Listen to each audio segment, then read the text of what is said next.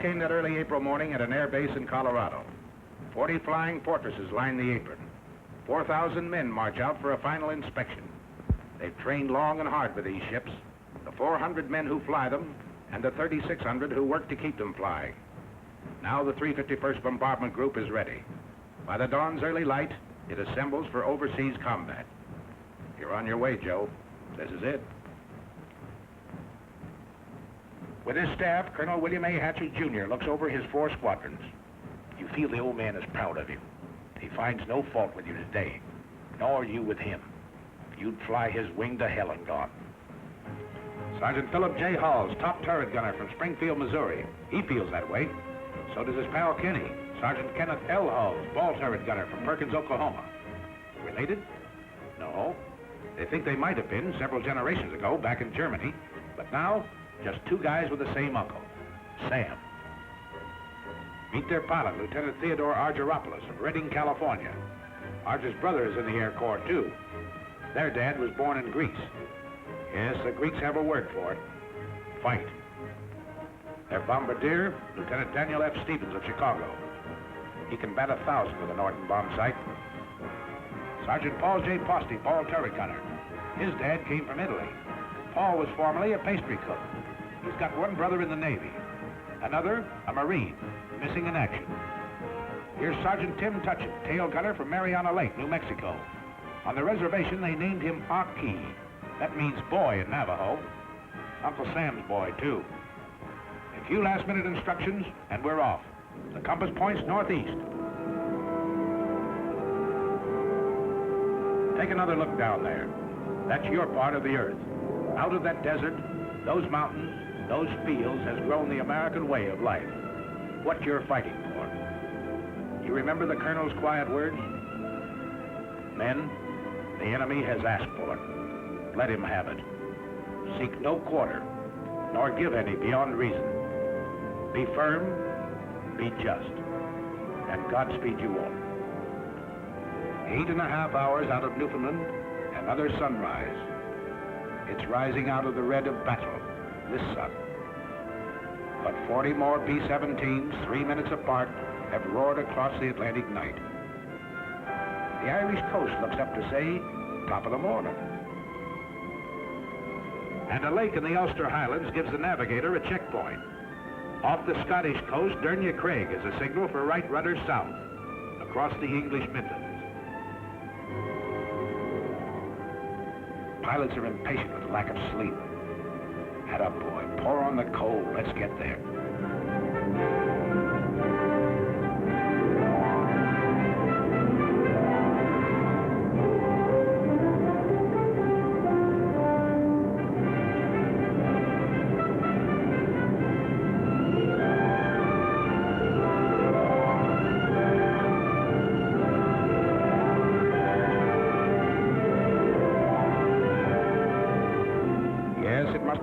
Different when the wings carried swastikas instead of these big white stars. Don't worry, folks. We're dropping nothing today, just our hats in the ring. Hello, Missy. We brought something for you and Brother. Chewing gum and chocolate bars. And there's a crate of oranges in the ball turret. Ah, there, Grandpa. We'll be seeing you for a glass of that. And there's the base. 400 acres of dispersal areas. The RAF is on hand to welcome us.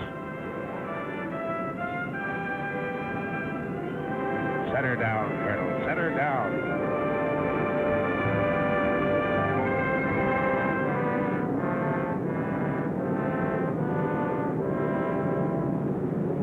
The 351st becomes part of the 8th Air Force. We've reached the battlefront. The combat crews move into English barracks. They give them those simple, quiet names for which Americans are famous.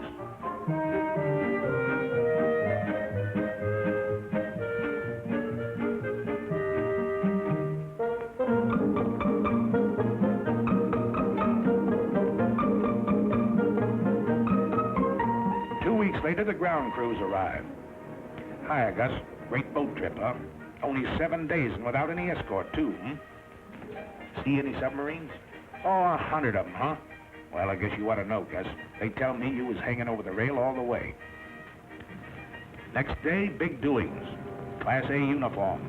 Shine those buttons. His Royal Highness, the Duke of Gloucester, brother to the King of England, drops in and is greeted by the old man. What's up?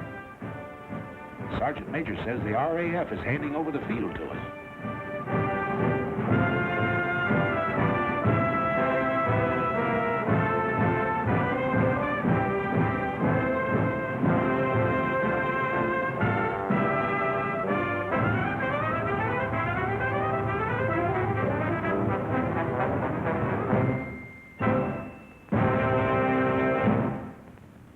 On behalf of the Air Ministry, I hand over this aerodrome complete with buildings and equipment for your safekeeping.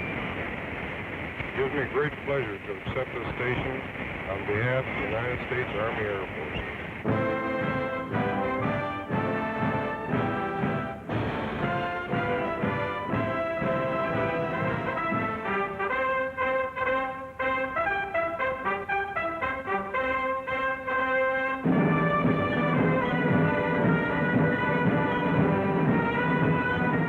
Okay, RAF.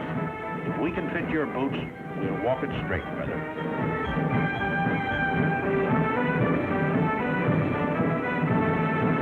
Another surprise visitor. General Arnold himself doing a world inspection flight. He tells you you've got a tough assignment. This is one head man who knows and doesn't kid you. We have the privilege to meet General Aker, Commanding General, 8th Air Force. Hi, sir. Yeah, glad to see you. How are you coming to this camera training film of yours? Well, it's a little early to tell yet, sir, but we're turning a camera on everything and everybody. Well, I know what General Arnold had in mind in having you make this gunner a picture. Captain Gable, our gunners are already the best in the business. But if they were only 10% better, it'd cost the Germans another 100 fighters a month. So fire away, gunners. Plenty more practice before that first mission. His sleeve is a forked wolf. Track him. If you don't, he might get you, and you might have to bail out. Over the channel, perhaps. But if you do, a Spitfire of the Air Sea Rescue Service is bound to spot you. A stubborn, tough gang, this outfit. They'll go after you any time, any place. They picked up men 3 miles off the French coast with Heine defense batteries screaming, "No, you don't." Their answer is always, "Sorry, old boy, we will."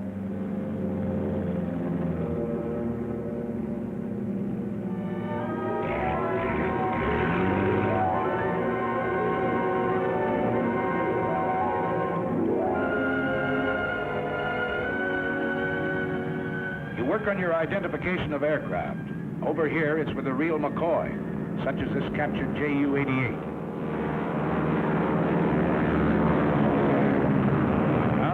There it is, everything up forward, punched under the nose. But the Canadian pilot says it's a sweet flying ship. Yes, sir, a dangerous all-purpose aircraft. Or the Heinkel 111K. He's a bad hombre, but he makes good airplanes, gentlemen. These will be a happy sight in days to come. Your fighter escort. That big barrel nose job, circled in white. Your own American P-47, the Thunderbolt, side by side with a graceful spit. These are what you don't shoot at. You hear daily lectures on security given by Major Scott, your Scotch-born intelligence officer. Let's stop kidding ourselves.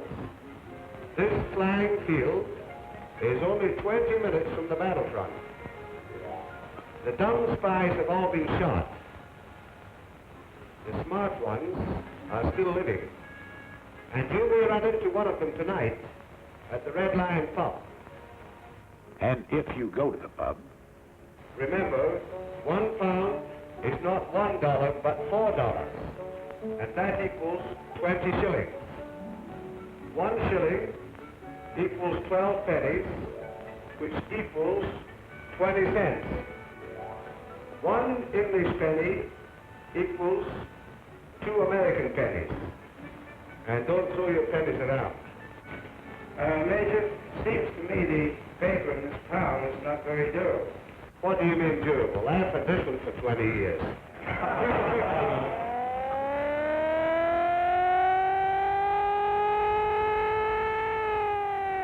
What is it, Fred? What is it? One of those bitter lessons you learn in training. Flying close formation in rough air at low altitude is no good, gentlemen. Save that for high altitude, when you're headed for the target.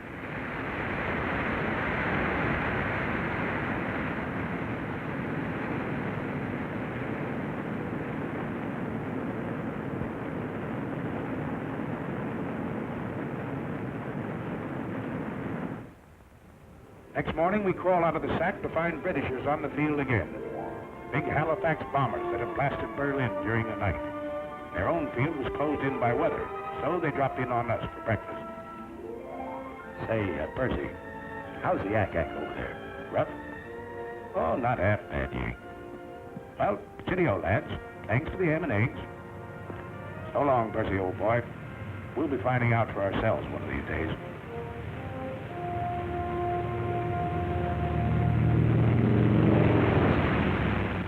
That day arrives. The order comes over the teletype.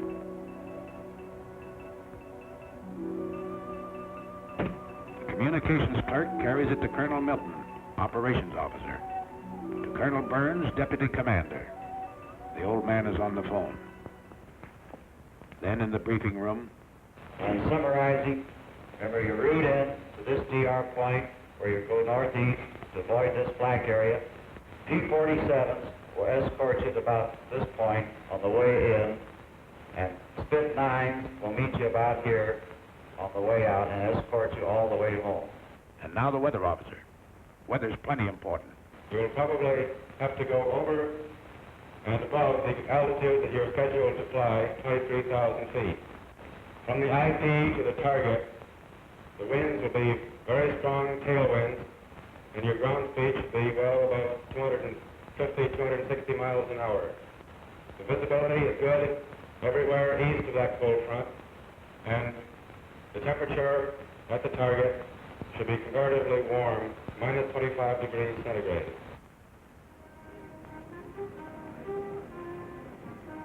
Today is your baptism of fire. If Lieutenant Argyropoulos ever felt responsibility, he feels it now.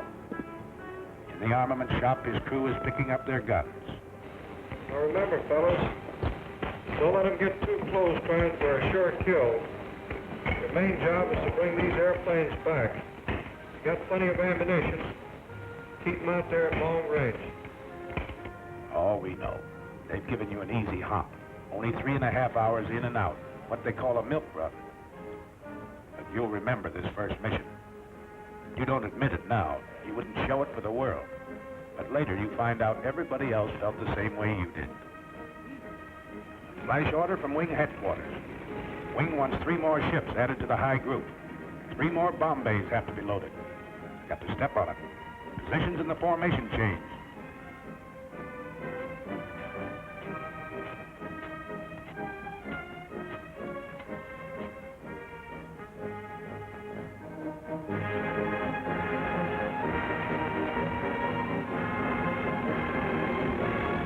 This doesn't concern Sergeants Kenny and Phil Hulls.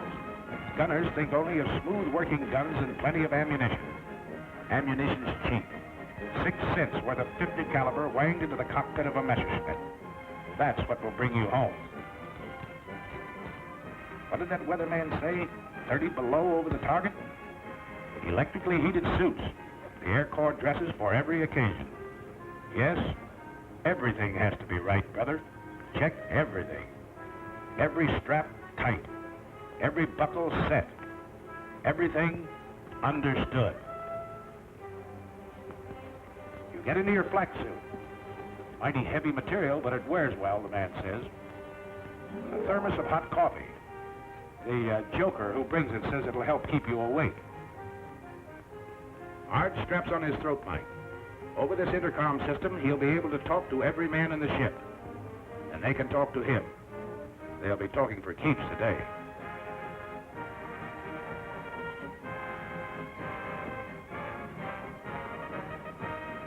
Well, that flare from the tower ought to be along any minute now. There it is. Start engines. The Colonel's already been on missions with seasoned outfits. Today, he leads you on your berth.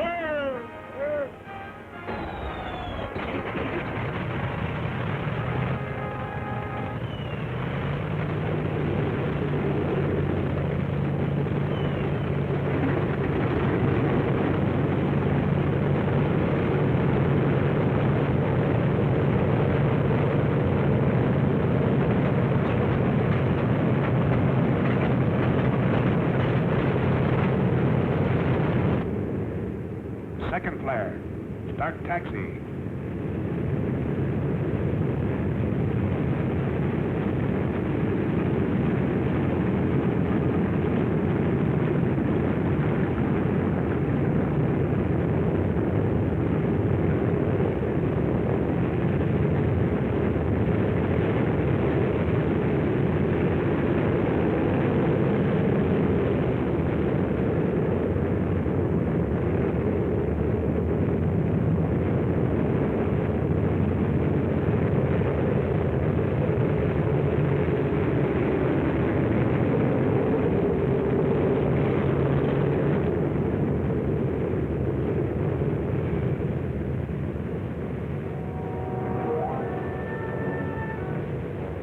Punch wing to wing at the start of the runway. Easy now, slow. You'll cut somebody's tail off. Rev her up, but ride those brakes hard, Fred. Roger. You keep your eye on the tower. Take off. The old man leans full on his throttle. At 15-second intervals, you follow.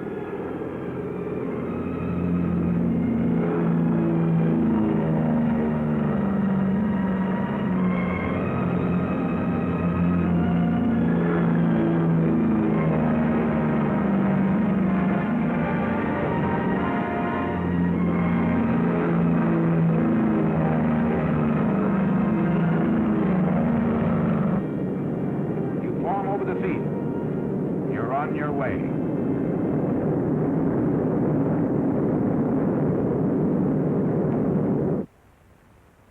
The rest of the outfit sits down to wait.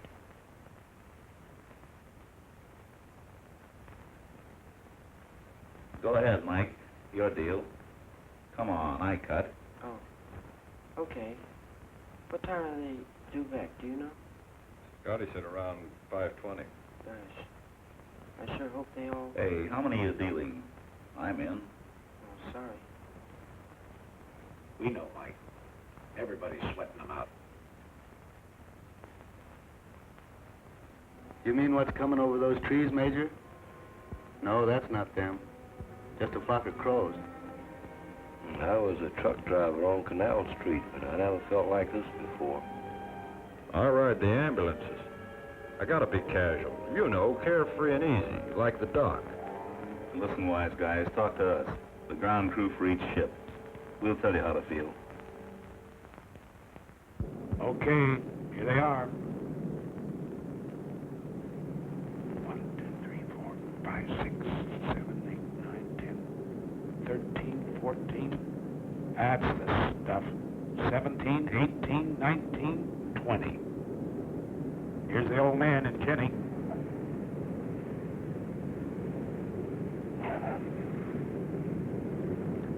Yeah, that's your ship, Corporal. You can uncross those fingers now. 627. That's Joe Frischholz. A little hot, Joe, but you're a hot pilot.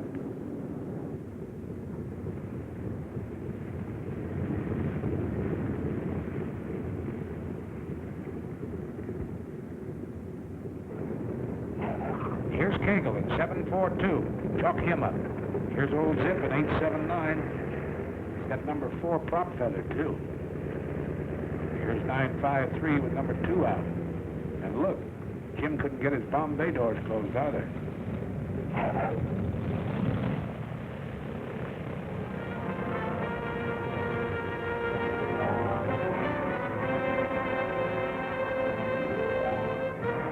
Oh, the old OK sign, huh, Sergeant? Must have laid him right on the nose. Yep. Oldie says he saw him land right on the MPI. Nice bombing, Steve. That's from me, Pete Provenzale, your navigator. Okay, Phil, chalk up number 1. Nice driving, Captain Arch. You sure know your evasive action. Uh-oh, Harry caught something. A 20 millimeter right across his radio. Arch looks at a hole in the horizontal stabilizer. Nothing at all. Hi, Pete. Come on, let's stow these guns and get to interrogation. Yeah, you're feeling pretty cocky. Nobody blames you. It's great to get that first one over with. But this one was pretty easy, remember? You got a lot more to go. Longer ones, tougher ones. Take it easy, boys. Take it easy. Back from the raid comes Major Louis Nowak, Group Surgeon. Doc flew this first mission to study the physical reactions of men in combat. He didn't have to go, but that's the kind of a doc he is.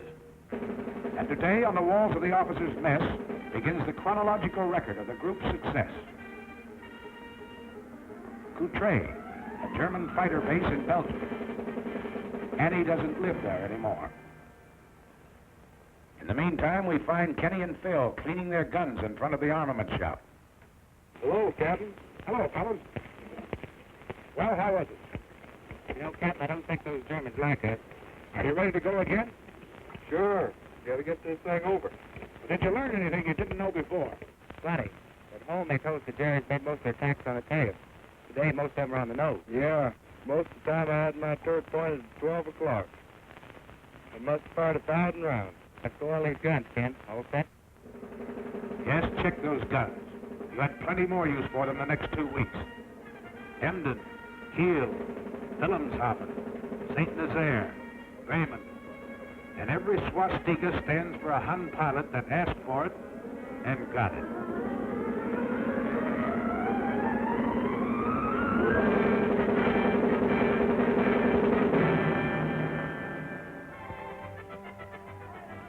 Came days when enemy targets were hidden by weather. So the more energetic of you found relaxation in peaceful combat, while the more studious men discussed tactical charts and maps, or something. Could you give me a pound again? Good. But the more cultured of the group, like Kenny and Phil, went into the nearby villages to visit the quaint old cathedrals, churches and shops in the English countryside surrounding us. Or on days when they were confined near the base, the old cathedrals and shops would come out to see them.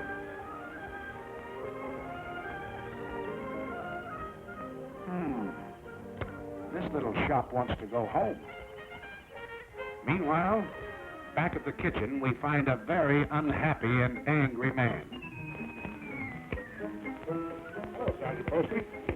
Hello, Captain Gable. What's this? I thought you were a ball turret gunner. I thought so too, sir, but I've been grounded. Oh, your pants crept up on you, huh? Yes, sir. They found I was chef at the Brown Derby in Hollywood, and now they have me in the mess making a cake tonight for the officers' party. Nothing you can do about getting back into combat? I don't think so, Captain. Well, Sergeant, remember this. There are 2 kinds of cake. One of them's good, and the other one, I'll be seeing. But gals or parties, you're still fighting a war. And you're getting mighty good at it. Nobody knows it better than the sucker who started it, little Adolf.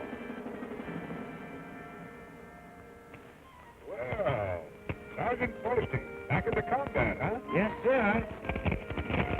How'd you manage it? Well, sir, you know what you said. There are 2 kinds of cake. So Posty's back in the air with you. You're blowing factories and power plants 1,000 feet in the air. Okay, how about you, Winchester? Well, I have a little excitement. What happened? I have a little present here for you. What's that, black? Came in the side of the radio room and hit the buckle on my parachute. It's down on the floor. Who else is playing? Phil. What time was that? It was about $1,600. $1,600. Where'd it happen? You know, that's what it Yeah, it's right here, just east of us. East of Austin. That's right. Who'll confirm that? Well, I saw it. I confirmed it. After he fired it, came down and passed underneath her left wing and exploded right underneath it. Nobody should bail out. And when you hand out punishment like this, you've got to take some, too. The day you got back from over Villacoublay, just outside of Paris, was plenty rugged. Signal flares. That means wounded aboard. What's tough about it was, you had to bring your bombs back. You couldn't drop them. When you reached the target, you found it closed over by weather. That's an order when you're flying over France. No indiscriminate bombing. Just German installations.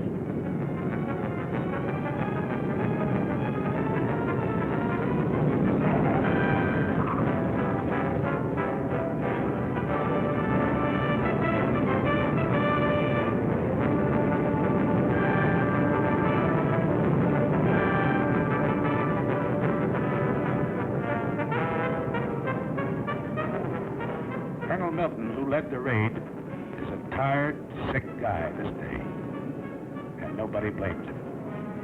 He had to fight his way 3 hours in, 3 hours out, under constant attack by over 200 Messerschmitts and Focke-Wulfs. He lost men, he lost ships, and couldn't strike his blow. That's rough. Here's Peter Provenzali. Remember him? Arge's navigator? Today he got a 20 millimeter through the leg.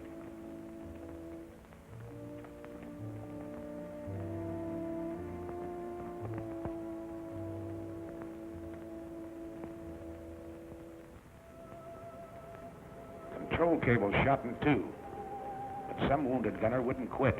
He tied them together.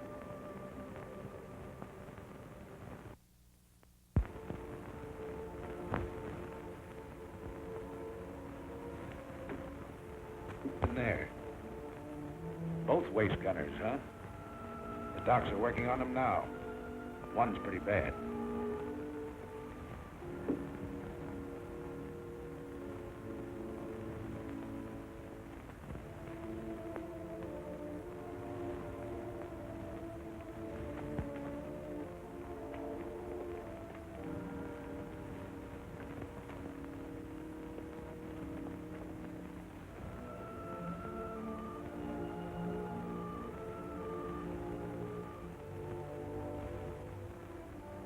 Easy now, you guys. It's Bob Wallace, co-pilot. He slammed one through the cockpit, tore into Wally below his knee.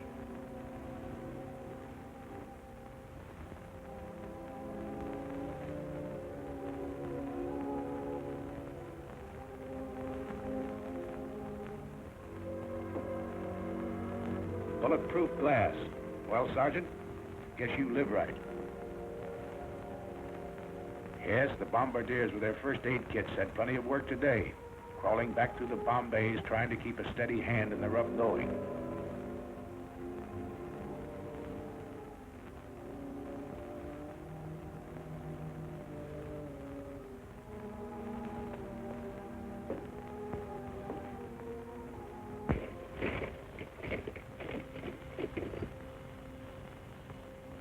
Many of your pals left you that day.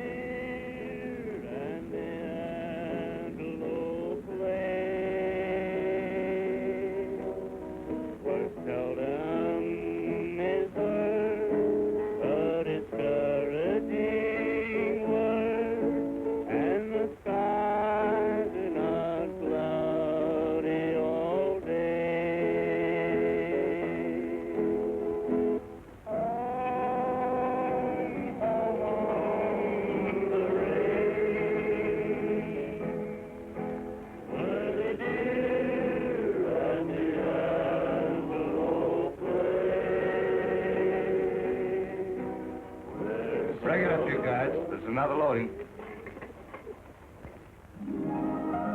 But if you happen to catch one in the wrong place, they've got a pretty nice repair shop. Ever see a sergeant flip a tulip in a lieutenant's face? Well, you just did.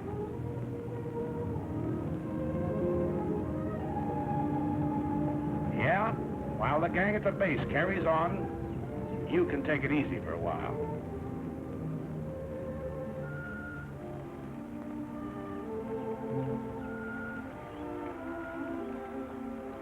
How they fighting, Sarge? Nice fat fight, huh? This one's been stretched a little. We drop in on Lieutenant Bob Wallace to see how he's doing. How are you feeling? Great, I'll be out of here in a couple of weeks. Oh, Miss O'Neill, it's Captain Gable. How do you do, Captain Gable? How do you do, Miss O'Neill? Wally, I never got a chance to ask you. Tell me just what happened when you got hit. Well, we'd left the target and we were on our way home. We got to the coast and we had our guns stowed away. A couple of FWs snuck up on us and gave us a good burst. Oh, I see. You had your gun stowed away, huh? That's right. That was a little early, wasn't it? It certainly was. It's not a very good idea to relax over here until you get back to your own base. Is that right? That's right. Well, go ahead. Then what happened? Well, after I got hit, I climbed down out of the pilot's compartment and got the top turret gunner to help me down into Bombay. He gave me some first aid, put the tourniquet on my leg, and took a good job of it. Well, that's fine. I guess you think it's a good idea for these combat crews to have first aid training then, is that right? I sure do. Yeah.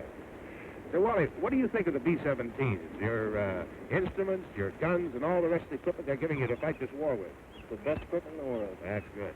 Say, I hear you got your Purple Heart, too. Well, yes, Colonel Kendall was in the other day and gave it to me. I was more nervous than when those FWs were diving on him. Well, outside of that, are they treating you all right around here? Did you hear that, Miss O'Neill? Wally's doing okay.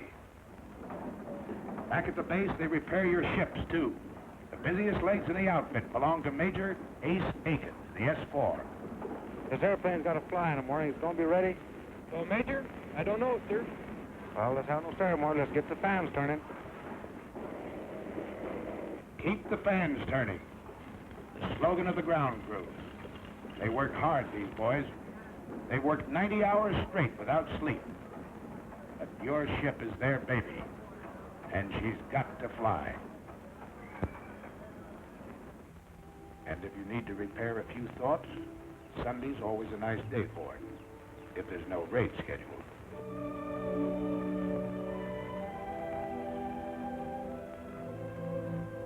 What do you know, kid? This church was built 900 years ago.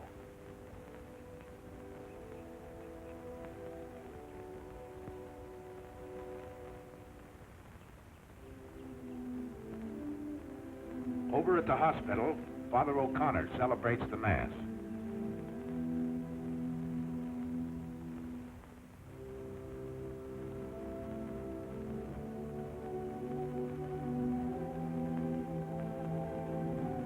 The boys receive Holy Communion. Here's Pete Provenzale. He's leaving the hospital tomorrow.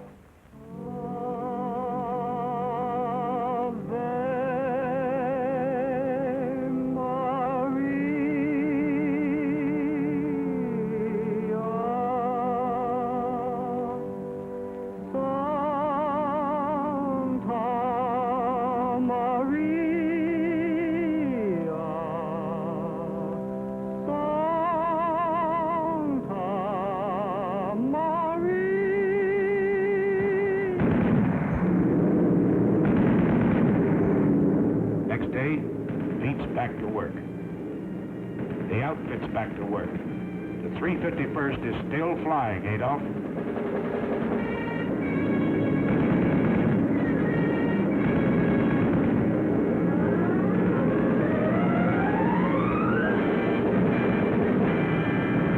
Attention to orders. General Orders number 93. Headquarters 8th Bomber Command. 11th July, 1943. You can't get out of it, you know. They pin medals on you for this sort of work. It's not so much a thrill for you. It's a big kick it will hand the folks back home. The Silver Star, the Distinguished Flying Cross, the Soldier's Medal. Dad and Ma and that certain girl. They'll cut out the clippings and drive the neighbors nuts.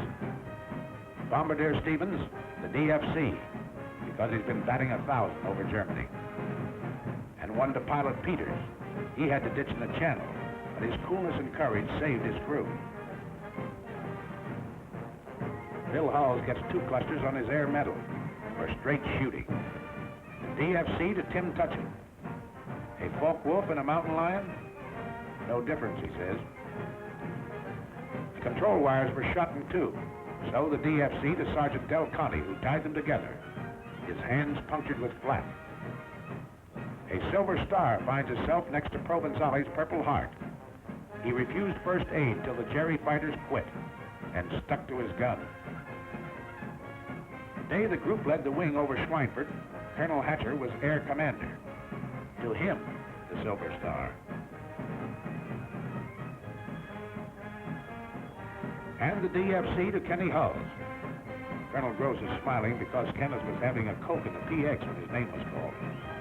Are you forgetting your 5 confirmed Jerry, Sergeant? We're not. And they don't forget you when you're a little battle-weary and need a rest. At a very gay seaside community, a world-famous resort hotel has been converted for your pleasure by the Red Cross. A great place here. Sleep, eat, or what have you. Hey!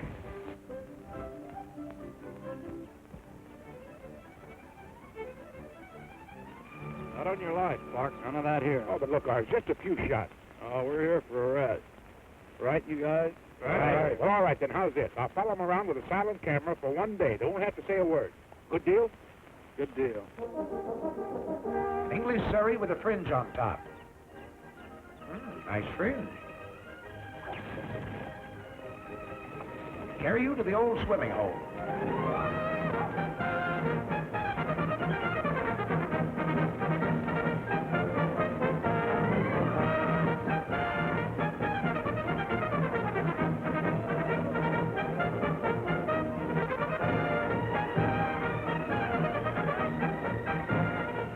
Let down your flaps and slide in.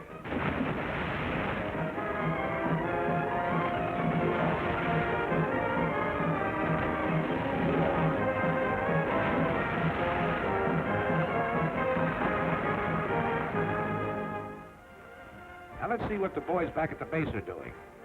Why, they're getting a few laughs, too. We'll let the man who's handing them out tell you about it. Hello, everybody. This is Bob somewhere in good old Jolly Hope, laying a few eggs for the boys that really know how to lay them. Yes, sir, this is one of the happier cow pastures that we worked in over there in England. And look who's dancing. You know, I used to dance with Fred Astaire when we couldn't get girls. And right here you see Jack Pepper, who's here through the courtesy of his draft board. This picture's a little dark, I understand, but after we were there a couple of weeks, we got a little braver and we started to work with the lights on. This is really a great, great crowd out there tonight. And I understand Rhett Butler is on the fringe of the crowd. They tell me that they stopped him from flying in those B-17s. They claimed his ears held the plane back. Nice little scene. Shows Pepper trying to get his expense money.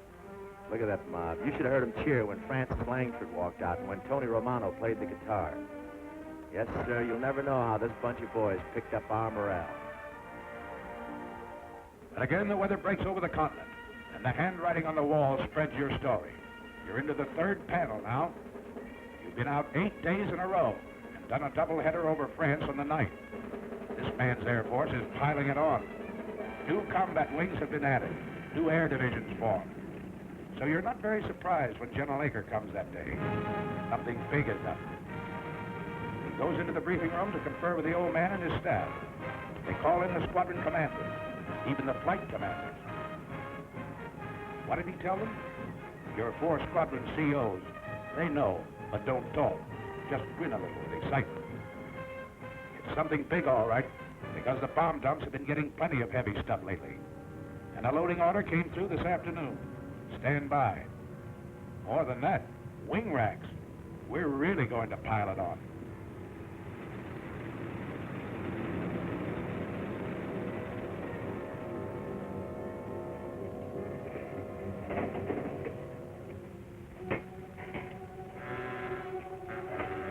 That night, As always, when you know a real dilly is coming up, you're a little restless. Out in the dispersals, you hear them winding up those engines.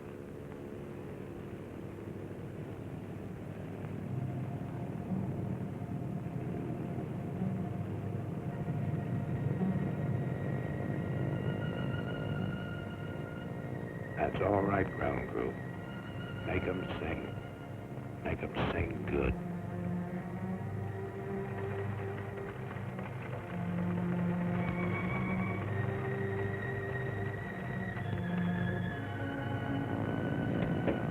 All right, you guys.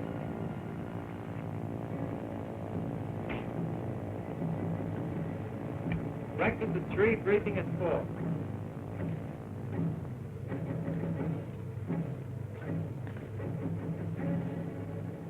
Okay, man. For security's sake, anyone know what the target is for today? Satan is there? Russell? Paris. Oh, we'll see. All right, Sergeant.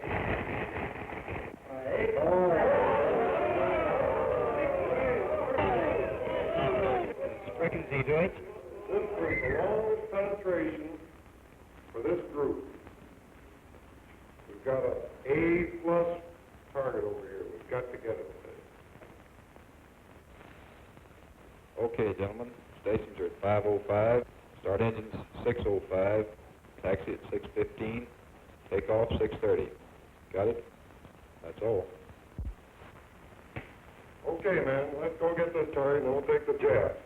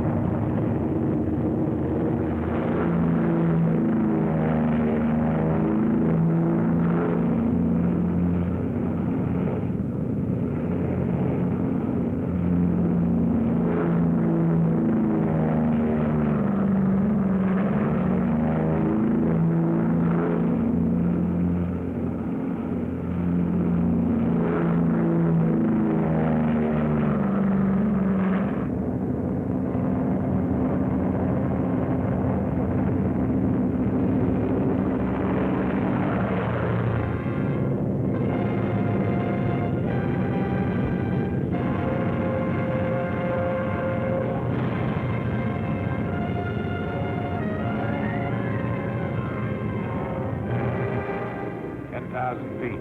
Go on oxygen. Check in your station.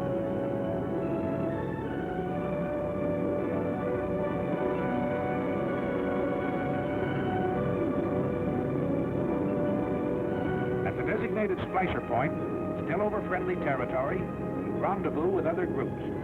Your combat wing banks into position. Then wing after wing, as far as the eye can believe, the attack formed. It heads for its assigned targets 500 miles away. Up until this moment, your fighter escort is still on the ground, guarding its limited fuel capacity. Now flight control gives a signal to the Thunderbolts. They climb upstairs to overtake you.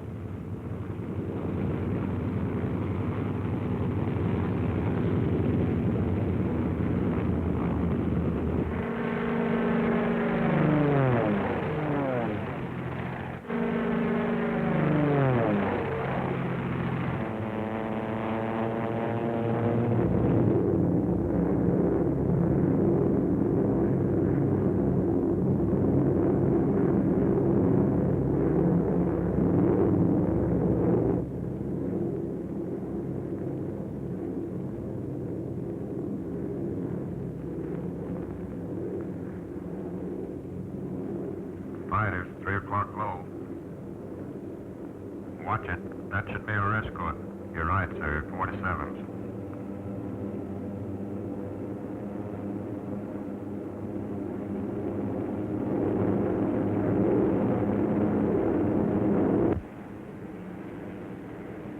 to crew, pilot to crew, over enemy coast.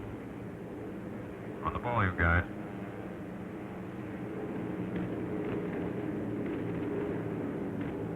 Hey, get a load of that flag. Can't they throw it any higher than that? Where do you want to have it? In the bomb bay? Why don't you lean out and smell it? That's right, you guys. Laugh it off. Right now, a bum joke goes better than 2 fingers of rye. Around 3 hours out, Arge looks at his watch. He knows it's time for the fighter escort to turn back. From all over the ship, you watch them leave. You're really on the ball now, because you know that enemy fighters will appear any minute. They know exactly where you are. They've been watching the stratosphere condense off your wingtips, giving you away in long trails of magnificent treachery.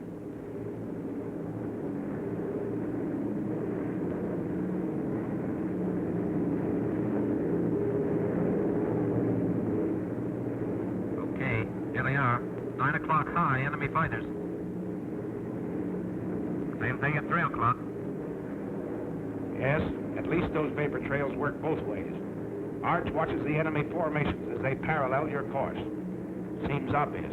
They're staying out of range, going out ahead to turn in for a frontal attack high. All turrets swing about to help guard the rear.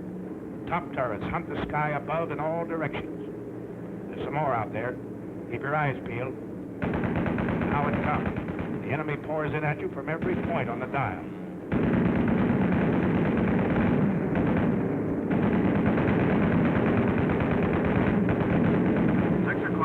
Level. 2 more. 5. Watch it.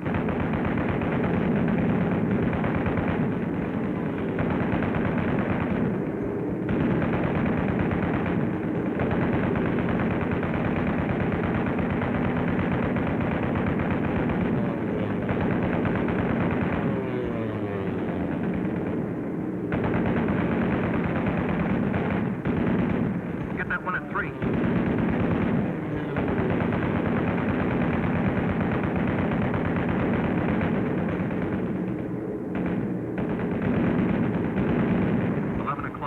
High.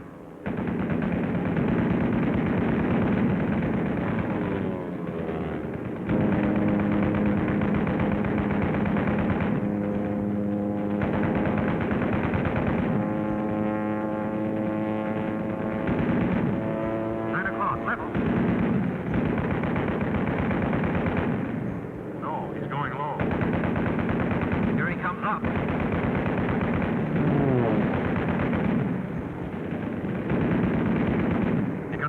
Wingman, smoking on number 4.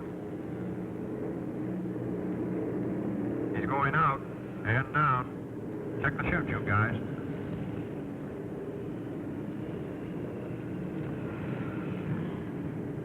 One chute out of the tail. 2 out of the waist. There go the 2 boys out of the nose. That's 2 more. Pilot the tail. Pilot the tail. Let me know how they're doing back there. Roger. Fighter, 6 o'clock. Coming through.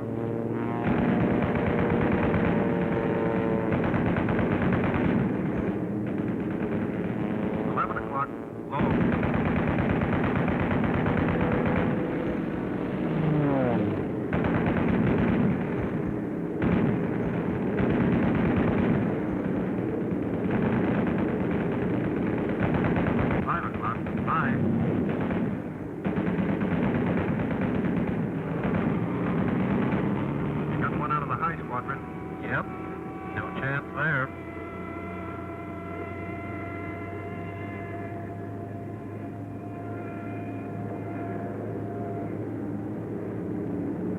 Two 190s, high.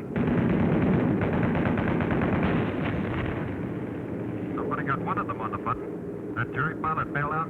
He's not walking away from it.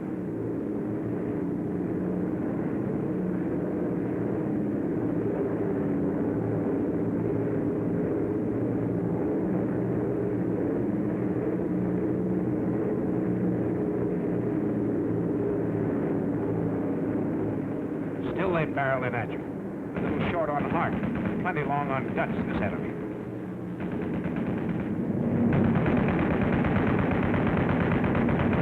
Another 17 hit. And again, you have to close the gap in the formation.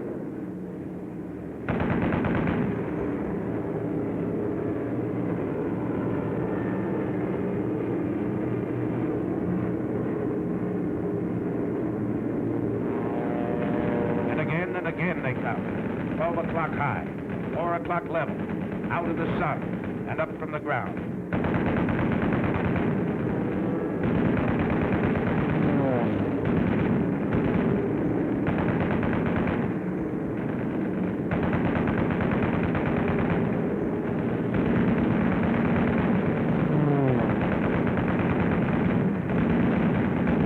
More coming through. 5 o'clock.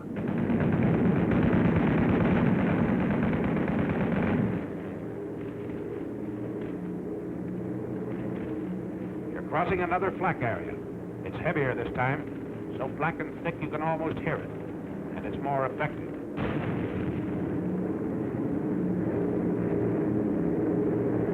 Shorty's been hitting feather number 4. Cover them all you can, everybody.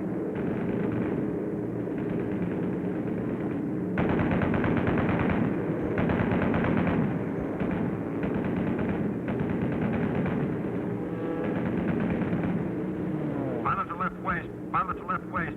There's another one working Shorty over. Can you help him? No can do, sir. Out of range.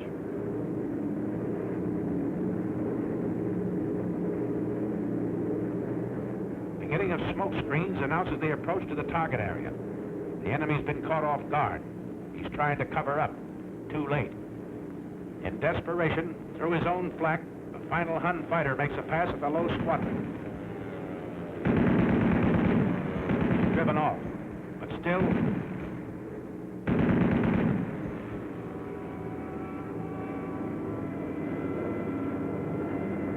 Did a fighter or flak get that ship? Flak, I think.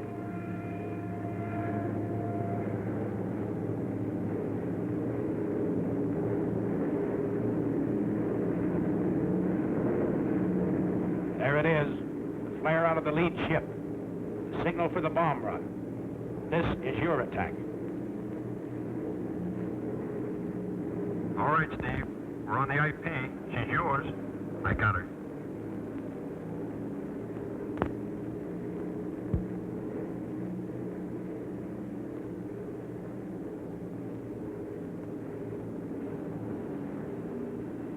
Bombay doors open.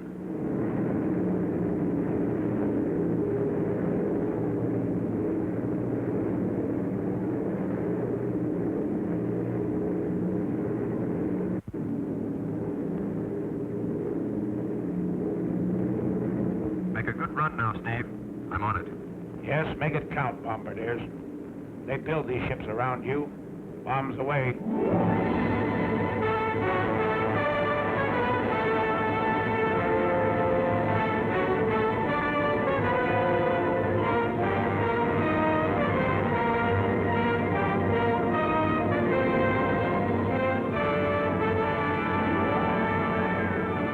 The lead group picks out his MPI in the dock area.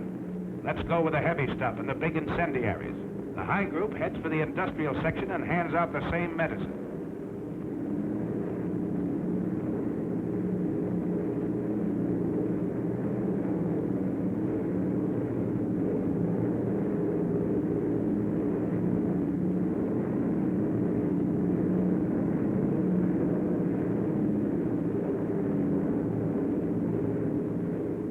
The low group turns for the adjacent airdrome.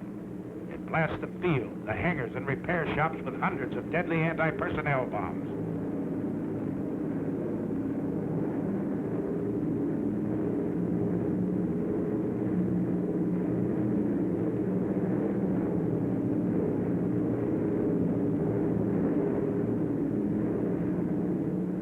A nice pattern, bombardier. Good deal.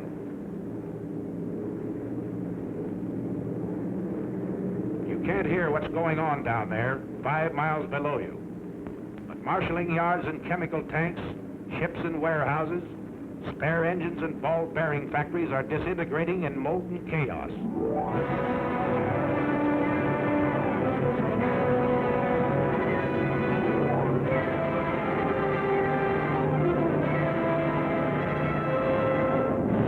It's thunder out of the Alleghenies, Adolf. You said Americans were soft and decadent?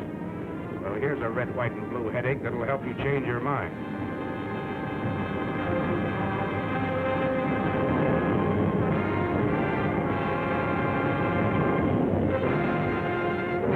bomb bay doors close, you take a last look at the target area. The smoke from its burning debris rises 16,000 feet into the air. More flank. The aim's still good down there.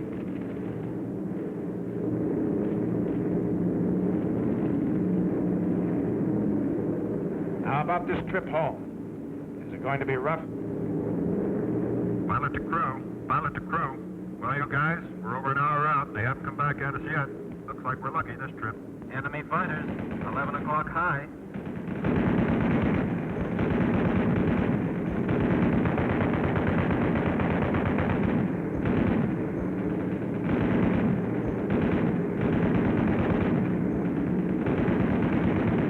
Another 1 o'clock high.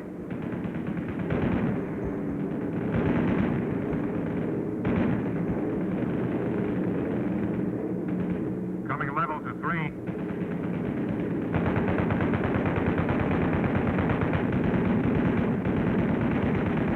FW's 8 o'clock high. They don't want it.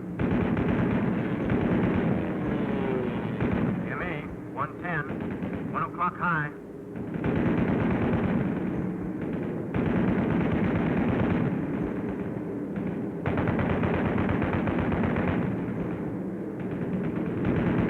ME at 2 o'clock.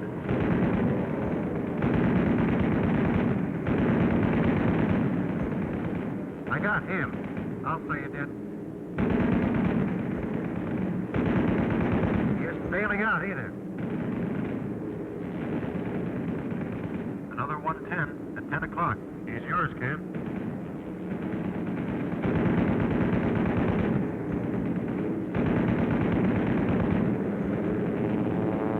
There he goes. Here's my pigeon. Gestapo commanders throw their pilots into formation with suicide orders. That's what they get.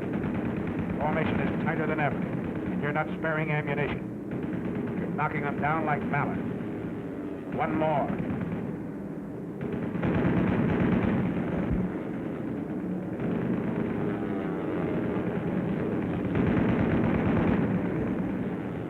And another.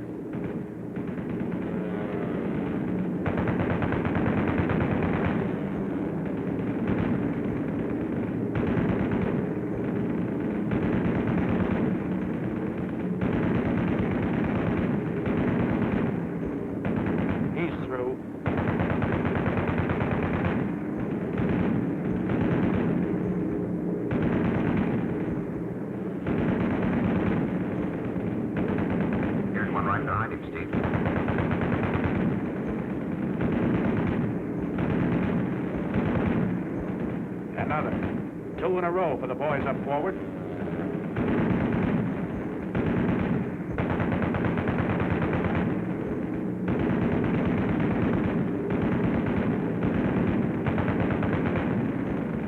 That's mine. You see him, kid? Sure do. I'll confirm him all right.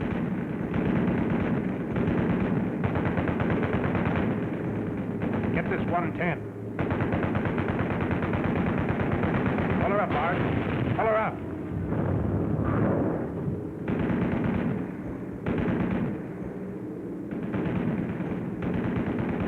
FW, 3 o'clock.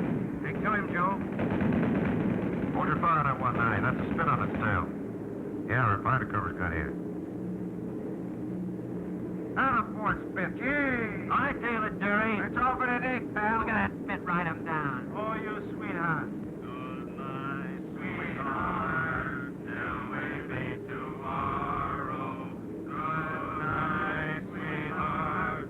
Sleep will banish sorrow.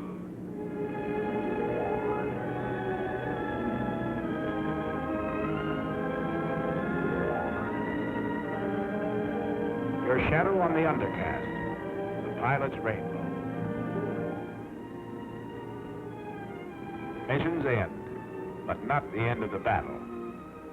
Fighting men from Maine to California still have a long, tough rainbow to travel. But they're looking the enemy right between his eyes. They're fighting him the American way, their American way of life. Enemy of America, look at these men. They're not going to lose, brother.